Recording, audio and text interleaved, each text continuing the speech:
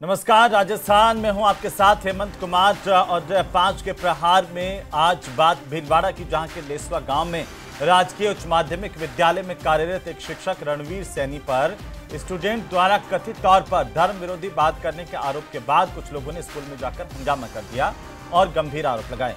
वहीं पुलिस ने इन्हें शांति भंग के आरोप में गिरफ्तार कर लिया। आपको बता दें कि दरअसल लेसवा स्कूल में 4 छात्रों ने आरोप लगाए अपने उप प्रधानाचार्य रणवीर सैनी पर कि विद्यालय में ये मार साहब धार्मिक भावनाओं को ठेस पहुंचाने वाले बयान देते हैं। ये ऐसा स्टूडेंट ने अपने घर जाकर के कहा। परिजनों ने बिल्कुल देर नहीं की और हंगामा करने स्कूल पहुंच गए। जमकर हंगामा किया, मार साहब के साथ खूब गाली गलौज की। इस पर पुलिस को जानकारी मिली, सूचना मिली तो पुलिस भी स्कूल में पहुंची और उल्टा मार साहब को ही हिरासत में लेकर के थाने ले आई। वहीं जानकारी ये भी है कि शिक्षा विभाग ने इन शिक्षक को एपीओ कर दिया है। आज इसी पर हम चर्चा करेंगे कि क्या शिक्षक का अपने स्टूडेंट्स को अपनी बात कहना कहीं क्राइम है, कहीं अपराध है, क्या वाकई इस तरह के स्टूडेंट के साथ शिक्षक का जो बर्ताव है वो गलत है। इसके बीच को लेकर के लगातार चर्चाएं तेज है। आज हम इसी पर बात करेंगे। पहले रिपोर्ट करेंगे।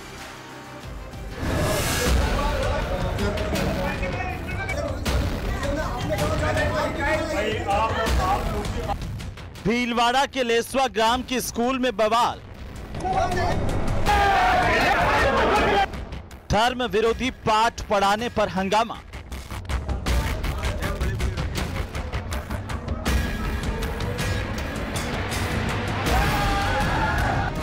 हिंदूवादी संगठनों ने जताया कड़ा विरोध।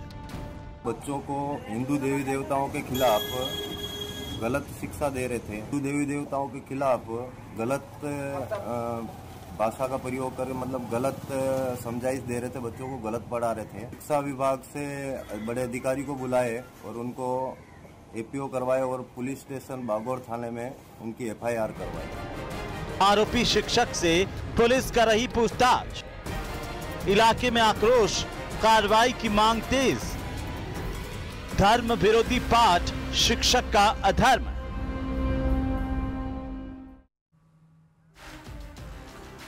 तो आखिरकार क्या वाकई शिक्षक धर्म विरोधी पाठ स्कूलों में पढ़ा रहे हैं और उन पर एक्शन होना चाहिए, या शिक्षक अपनी जगह ठीक था? इसके पीछे की सच्चाई को जानेंगे, लेकिन फिलहाल हमारे साथ आज की चर्चा में खास मेहमान जुड़ चुके हैं। सबसे पहले मैं परिचय करवा दूं हमारे मेहमानों का। डॉक्टर चेतन राजपुरोहित हमारे साथ हैं, भारतीय जनता पार्टी के प्रवक्ता हैं। हमारे साथ में वरिष्ठ पत्रकार के तौर पर आशुतोष रावत हैं और साथ ही विपिन शर्मा भी हमारे साथ हैं, शिक्षक नेता।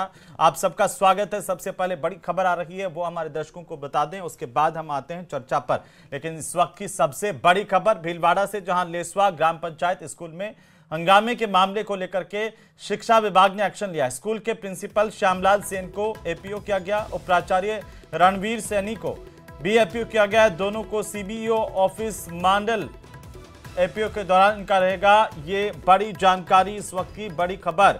4 छात्रों ने कहा था कि शिक्षक जो हैं वो धर्म विरोधी पाठ पढ़ा रहे हैं। अब छात्र ही ये तय कर रहे हैं कि क्या पाठ पढ़ाया जाना चाहिए, तो ऐसे में शिक्षकों पर कार्रवाई लाजमी है। और यहाँ पर इस स्कूल के लेसवा ग्राम पंचायत के अधीन ये राजकीय विद्यालय, इनके प्रिंसिपल और वाइस प्रिंसिपल दोनों को एपीओ कर लिया गया है। श्यामलाल सेन एपीओ किए गए हैं, स्कूल के प्रिंसिपल हैं, और वाइस प्रिंसिपल रणवीर सैनी, उनको भी एपीओ किया गया है। छात्रों ने शिकायत की थी, इसके बाद कुछ परिजन पहुंच गए थे स्कूल में और स्कूल में पहुंचकर जमकर हंगामा किया। बड़ी खबर इस वक्त की, सबसे पहले सबसे तेज न्यूज़ 18 राजस्थान पर आपको बता दें, शिक्षा विभाग ने भी इस घटना को लेकर एक्शन में लिया है और साथ ही साथ अब कार्रवाई की जा रही है। लेकिन सबसे बड़ा सवाल ये कि क्या प्रिंसिपल और वाइस प्रिंसिपल का गुनाह था इतना बड़ा कि उनको स्कूल से उठा करके पहले हिरासत में ले लिया गया, फिर एपीओ कर दिया गया? क्या 4 छात्र कह रहे हैं उसकी जांच नहीं होनी चाहिए थी? छात्र तो फिर अपने अध्यापकों के खिलाफ कुछ भी कर देंगे, तो उन पर क्या इस तरह से एक्शन होंगे? ये भी अपने अपने सवाल है। इसी पर आज हम बात करेंगे। तो ये बड़ी खबर इस वक्त की, शिक्षा विभाग ने एक्शन लिया है। जानकारी अभी और आना बाकी है, लेकिन बहरहाल ये जानकारी सामने आई है। ये कहा जा रहा है कि शिक्षक ने धर्म को लेकर के टिप्पणी की थी कथित तौर पर यह भी आरोप लगाया गया कि कुछ छात्रों को यह बोला कि चोटी नहीं रखें, और छात्रों ने ये बातें जाकर के घर वालों को बताई। घर वाले आक्रोश में आ गए और 4 छात्रों के परिजन कुछ और लोगों को भी साथ में इकट्ठा करके स्कूल ले आए। स्कूल में जमकर प्रिंसिपल, वाइस प्रिंसिपल को गाली गलौज की, इनकी खिलाफत की, और दूसरा पक्ष इसका अभी आना बाकी है। लेकिन एक पक्ष जिसका आरोप है कि स्कूल में इस तरह से धर्म विरोधी गतिविधि चलाई जा रही थी और इसी को लेकर के इनके खिलाफ केस दर्ज करवा दिया गया शिक्षकों के, और इसके बाद पुलिस ने भी एक्शन लिया और शिक्षा विभाग ने भी तुरंत एक्शन लिया है। शिक्षा विभाग ने यहां पर वाइस प्रिंसिपल दोनों को एपीओ कर दिया है। स्कूल के प्रिंसिपल श्यामलाल सेन है जिनको एपीओ किया गया है, और वाइस प्रिंसिपल उप प्रधानाचार्य रणवीर सैनी, इन दोनों को एपीओ कर दिया गया है। यह बड़ी खबर इस वक्त की। हमारे सहयोगी राहुल हमारे साथ जुड़ चुके हैं। राहुल, क्या है पूरा मामला, क्या जानकारी आपके पास? बिल्कुल, देखिए ये जो धर्म विरोधी पाठ पढ़ाया जा रहा था शिक्षा के मंदिर में, जिन शिक्षकों को भगवान माना जाता है वही धर्म की बातें कर रहे थे। लगातार जो तिलक लगाने पर टोटी जो रखते हैं उस पर विवाद कर रहे थे और भगवान की फोटो पर विवाद कर रहे थे। अब उनको शिक्षा विभाग ने एक्शन पर आते हुए जो उप प्रधानाचार्य है, जो रणवीर है, जिसने ये सबसे पहले घटनाक्रम को अंजाम दिया, उसको एपीओ कर दिया, और वहीं जो प्रिंसिपल है उसकी भी गलती मानते हुए उन्हें भी एपीओ कर दिया गया है। सीबीओ मंडल के लिए एपीओ किया गया है और तुरंत एक्शन दिखाया शिक्षा विभाग ने, और यहीं जो पुलिस है उसने भी मामला दर्ज कर लिया है और इस पूरे मामले में जांच की जा रही है। और जो ग्रामीण है कहीं ना कहीं जो आक्रोशित थे, लगातार जो उनके बच्चे थे उनको जिस प्रकार से अधर्म का पाठ पढ़ाया जाता है उसको लेकर आक्रोशित थे। अब थोड़ा सा उनको कहीं ना कहीं सुकून मिला है, थोड़ी उनको शांति मिली है एपीओ होने के बाद, पर फिर भी उनकी एक ही मांग है कि ऐसे लोगों के खिलाफ जो शिक्षा के मंदिर में इस प्रकार की घटना करते हैं उनके खिलाफ और सख्त कार्रवाई हो। जी, इस पूरे मामले को लेकर के शिक्षा विभाग ने क्या कुछ कहा है? क्या शिकायत के आधार पर एपीओ किया है? सुना है कि पुलिस ने भी एफआईआर दर्ज की है, एक शिक्षक को डिटेन किया है धारा 151 में। जी बिल्कुल, शांति बिल्कुल। जो उप प्रधानाचार्य है रणवीर, जिन्होंने इस प्रकार का पाठ पढ़ाने की का प्रयास किया, उनको पुलिस ने हिरासत में ले रखा है, उनसे पूछताछ हो रही है। वहीं शिक्षा विभाग ने कहा है कि लगातार अगर इस प्रकार के घटनाक्रम सामने आ रहे हैं और भी शिकायतें आज शिक्षा विभाग का इसी स्कूल के बारे में, इन्हीं टीचर्स के बारे में सामने आई है, तो शिक्षा विभाग ने एक्शन मोड में आते हुए कोई भी कोताही नहीं बरतते हुए इनको एपीओ कर दिया है। जी, बहुत शुक्रिया राहुल, नजर बनाए रखिए, अपडेट हम आपसे लेते रहेंगे। कोशिश करेंगे कि भीलवाड़ा के जिला शिक्षा अधिकारी को भी हम जोड़ पाएं और उनसे भी पूछ पाएं कि आखिरकार इन शिक्षकों का गुनाह क्या है, जिसको लेकर के तुरंत शिक्षा विभाग ने एक्शन लेते हुए एपीओ किया है, पुलिस ने भी कार्रवाई की है। हमारे साथ खास मेहमान जुड़े हुए हैं और एक बार फिर से मैं अपने मेहमानों पर चलूँगा। तमाम मेहमान भी जुड़ चुके हैं और साथ ही साथ सीबी यादव साहब हमारे साथ जुड़ चुके हैं, कांग्रेस पार्टी के प्रवक्ता, और आपका भी स्वागत है। तो शिक्षक नेता से सबसे पहली टिप्पणी विपिन जी कि इस तरह के मामलों में क्या एक शिक्षक के खिलाफ इस तरह की कार्रवाई जायज़ है, या शिक्षक की गलती है कि स्कूल में इस तरह से देवी देवताओं पर टिप्पणी करने का अधिकार शिक्षक को नहीं है? अगर बात करें तो शिक्षा सेवा नियमों की इस तरह के पाठ पढ़ाना जायज नहीं है। अब ये वहां का प्रसंज्ञान देखना पड़ेगा कि शिक्षक ने किस रेफरेंस में, किस संदर्भ में ये बातें कही गई हैं, ये चीज वहां देखनी पड़ेगी। और विभाग ने इतना तुरंत एक्शन ले लिया, ये भी एक देखना पड़ेगा कि उन शिक्षकों की बात अगर विभाग सुनता, उसके बाद 4 बच्चों ने शिकायत कर दी, उस पर ही इतना बड़ा एक्शन ले लिया, तो ये बातें आगे चल के बहुत बड़ा रूप ले लेंगी। हम ये बात कहें कि धर्म की बात कर ली तो आज पुलिस ने भी उसको डिटेन कर लिया। वो अभिभावक कहाँ है जब 1.5 लाख पद खाली है, जब टीचर पढ़ाने के लिए उपलब्ध नहीं है, जब वो कहां चले जाते हैं अभिभावक? जब धर्म की बात आती है तो क्या धर्म से ही सब कुछ चीज सीख लेगा? किस संदर्भ में उस शिक्षक ने बात कही होगी, ये भी एक गौर तारीफ करने की वाली बात है कि ड्रेस कोड में आओ, किस संदर्भ में कही होगी? क्योंकि वो प्रधानाचार्य है तो निश्चित रूप से क्लासेज उनके पक्ष में नहीं होगी। अगर होगी तो वो प्रधानाचार्य पता था 11वीं 12वीं की क्लासेज होंगी उनके पास, तो उसमें कोई इस तरह का पाठ मैं तो नहीं समझता। अब किस संदर्भ में कही है, बच्चों को किस हिसाब से कही है, विभाग को उनका पक्ष भी लेना चाहिए था। निश्चित रूप से एपीओ किया है तो जांच होगी, आगे का प्रकरण हम भी मंगवा रहे हैं संगठन के माध्यम से कि क्या प्रकरण था।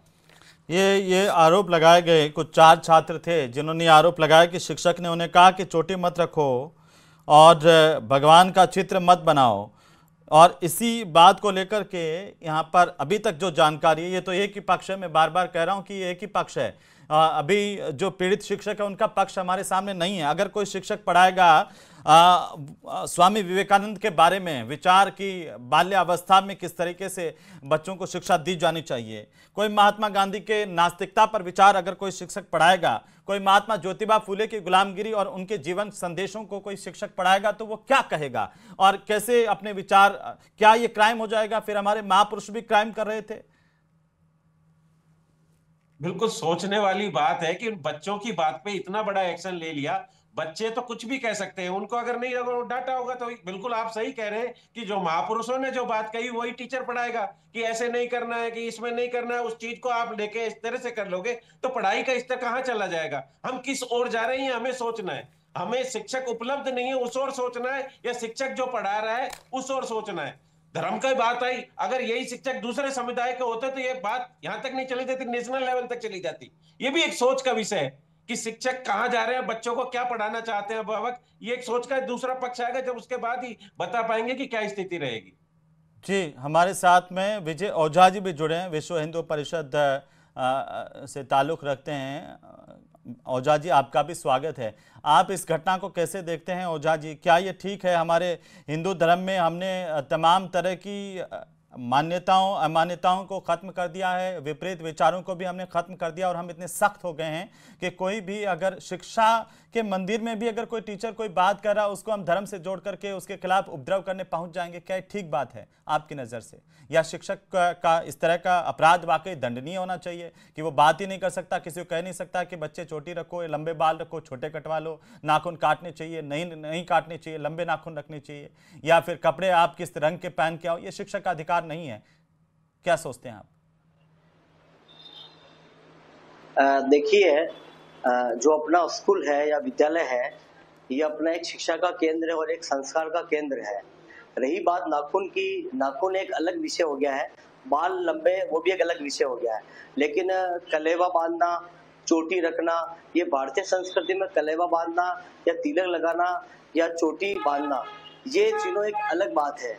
लेकिन मैं जहां तक समझता हूं, अगर कोई कह दे कि भाई तुम चोटी मत रखो, सभी बच्चे एक ही तरह की कटिंग में आए और पढ़ाई पे ध्यान दो अभी, तो वो गलत हो जाएगा, वो अपराध है आपकी नजर में? नहीं, चोटी जो है वो अपना एक हिंदू धर्म के अंदर जो है, संस्कृति के अंदर ये अपना एक इसको प्रतीक के रूप में अपन देख सकते हैं कि हिंदू धर्म का एक प्रतीक है। साथ ही उन्होंने इसके अलावा भी उन्होंने गौ माता के लिए भी गलत बोला, गौ माता के लिए बोला है कि भाई गौ माता का मांस जो है सभी खाते हैं, मैं भी खाता हूँ, इस तरह की बातें उन्होंने बोली। भगवान के बारे में जो है अपने हिंदू धर्म के देवी देवता उसके बारे में बोली, राम जी काल्पनिक है, इस तरह की उन्होंने जो अनर्गल विषय लिया है, ये विषय जो है वो शिक्षा के नीति से हटकर के विषय उन्होंने लिया है, इसका घोर विरोध है। कोई वीडियो है उनका, कोई किसी तरह का प्रूफ है कि उन्होंने इस तरह की भाषा का इस्तेमाल किया गाय को लेकर के, राम जी को लेकर के, या फिर सिर्फ 4 छात्रों के मान रहे हैं? आप भी सरकारी स्कूल में पढ़े होंगे, किसी दिन छात्र जो है वो होमवर्क नहीं करके आए और टीचर मारपीट कर देते थे, तो बचपन में हम ये भी कहते थे इस टीचर को देख लूंगा, लेकिन देखते नहीं थे। वो वक्त अलग था। छोटे बच्चे, 4वीं 5वीं का बच्चा भी गुस्सा होता था, 1ली 2री का भी, वो अपने शिक्षक को आंखें दिखाते हुए जाता था, मार भी खाता जाता था, लेकिन ये कहता था देख लूंगा।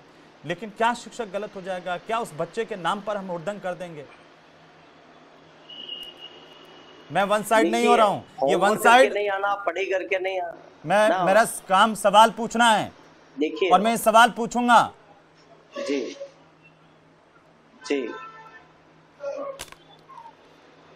बोलिए। मेरा ये मानना है कि होमवर्क करके नहीं, वीडियो नहीं आ सकता स्कूल से कोई कह दे, लेकिन बच्चा कहीं कह दे तो उसकी बात मान लेंगे हम। एक टीचर पे कार्रवाई करने चले जाएंगे, फिर कोई टीचर बचेगा ही नहीं स्कूल के अंदर। ना, बच्चे कोई छोटे बच्चे नहीं थे, बच्चे बड़े बच्चे थे, 9th और 10th के बच्चे थे। बच्चे तो बच्चे है ना, 8th क्लास का बच्चा भी सब समझता है। बच्चा तो बच्चा है ना बच्चा, ओझा जी, चीज पढ़ाई जा रही है। बच्चा तो बच्चा ही होता है ना ओझा जी, कितना ही बड़ा हो जाए, बालिग थोड़ी हो गया। साहब, जो बच्चे होते हैं वो इतना समझते हैं कि राम और रावण में फर्क आता है। आप समझते हैं? सुनिए ना, रावण कौन है, राक्षस कौन है, उनको इतना फर्क है। आप विश्व हिंदू परिषद का झंडा उठा करके बैठे हैं। मैं कह रहा हूँ, गीता में एक श्लोक है, स्वधर्मे निधनम श्रेय है, परमो धर्मे भयावह है। इसका अनुवाद करके बताइए क्या है ये जी, और कौन से चैप्टर में है, बता सकते हैं? ये मुझे अभी नहीं है स्मरण इसका चैप्टर आप बताइए कौन सा चैप्टर है, श्लोक कौन सा है? कह सकता हूँ। अच्छा, आपको तो संस्कृत आनी चाहिए ना, आप बताइए इसका अर्थ क्या हुआ? आप तय कर रहे हैं हिंदू धर्म में क्या गलत है क्या सही है, तो ये बताइए। श्लोक ये गीता में भगवान श्री कृष्ण ने लिखा है, स्वधर्मे निधनम श्रेयः परमो धर्मे भयावह। इसका अर्थ बताइए क्या होता है? लेकिन इसमें आप बात को समझिए कि जो बच्चे हैं, मैं पूछ रहा हूँ वो तो बताइए। ओझा जी, ओझा जी, बच्चे होते हैं तो ओझा जी, हिंदू धर्म का आपने पूरा का पूरा विश्लेषण कर दिया। ये बताइए, ये तो भगवान श्री कृष्ण ने लिखा है, इसका अर्थ क्या होता है? आपको तो संस्कृत आनी चाहिए ना। जी जी जी जी, बताइए क्या होता है इसमें? जी, इसमें जो बताया गया है कि सभी धर्म के लिए समानता वाली बात कही है, एक धर्म सभी धर्म के लिए समानता वाली बात कही है, शिक्षा वाली बात कही है। लेकिन इसने इस स्कूल के अंदर शिक्षा से ये कहा गया है, इसमें सभी धर्म की समानता की बात कही है, उसका विरोध है। सीबी यादव जी, ये क्या हो रहा है? सभी धर्म की समानता की बात नहीं की। ये क्या कहा इसमें? स्वधर्मे निधनम श्रेयः परमो धर्मे भयावह है, इसमें ये कहा गया है सभी धर्म समान है। वाह साहब, ओझा जी, यही हिंदू धर्म को ले जा रहे हैं हम कहाँ पे? जी बोलिए सीबी यादव। हेमंत जी, जो आप टिप्पणी कर रहे हो मेरे से नहीं, लेकिन उसमें जो धर्म है वो कर्तव्य से है गीता के पाठ में। लेकिन ये जो संदर्भ जो चल रहा है उस पर मैं जरूर कहूंगा कि अगर ऐसी घटना हुई है तो कांग्रेस पार्टी निंदा करती है और बहुत ही स्पष्ट और एक निष्पक्ष जांच की मांग करती है। लेकिन यहाँ बहुत चिंताजनक मामला है कि कोई सीधा ही तो गया नहीं होगा। अगर मान लीजिए सीधा जाकर के ये बवाल किया गया है तो भी गलत है, क्योंकि प्रशासन को अगर पहले शिकायत की गई और प्रशासन ने शिकायत नहीं सुनी तो ये बड़ा गंभीर मामला है कि पूरा सिस्टम का सिस्टम कोलैप्स मार गया है। और इसमें तो कोई दूर दूर तक भी नहीं है, क्योंकि अभी जैसे आप कह रहे हो, मैं भी 2-3 बातें मैं भी एक शिक्षक के नाते सोचता हूँ। जैसे मान लीजिए कि मैं कबीर की पंक्ति बोल रहा हूँ और मैं बोल रहा हूँ कि माला फेरत जुग बया फिर न मन का फेर, कर का मन का छोड़ दे मन का फेर। तो अब इसमें माला फेरने को वो एक आलोचना करते कबीर, इसको कोई एक शिक्षक कैसे पढ़ाएगा? मान लीजिए उसकी वो व्याख्या कर रहा है तो उसको संदर्भ को देखना बहुत जरूरी होता है। और विशेषकर जब हम समीक्षा करते हैं अलग अलग संदर्भों में देखते हैं। यादव जी, लेकिन अगर शिक्षक कोई ऐसा कहे कि गाय का मांस खाता हूं आप भी खाइए, ये अगर कोई शिक्षक कह सकता है कैसा और कह दे तो ये तो गलत है। तो मैं वही तो कह रहा हूँ, अगर ऐसी घटना हुई है तो आप देखिए तो मैं वही तो कह रहा हूँ कि कोई व्यवस्था ही नहीं है इस समय पूरे प्रदेश में।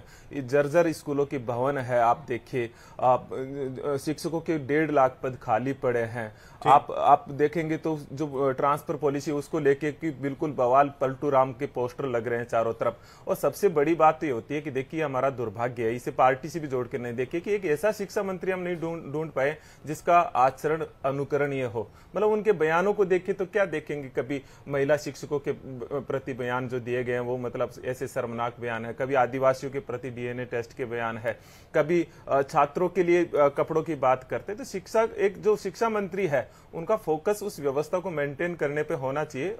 राजस्थान का ये दुर्भाग्य है कि राजस्थान के शिक्षा मंत्री का इस पे बिल्कुल ध्यान नहीं है। उनका केवल और केवल विवादित बयान देकर के चर्चाओं में रहने का एक मामला है। और जर्जर भवनों की तो क्या व्यवस्था आप देखिए, स्कूलों की, स्कूल प्राथमिकता में है ही नहीं। और मैं इससे भी ऊपर उठ के देख रहा हूँ कि जो है स्कूलों पे जो शिक्षा का बजट है ना वो निरंतर कम होता जा रहा है। राजपुरोहित जी जवाब दे रहे हैं, लगता है कि बहुत चिंताजनक बात है। इस पे मुझे लगता है कि विशेष ध्यान देने की जरूरत है।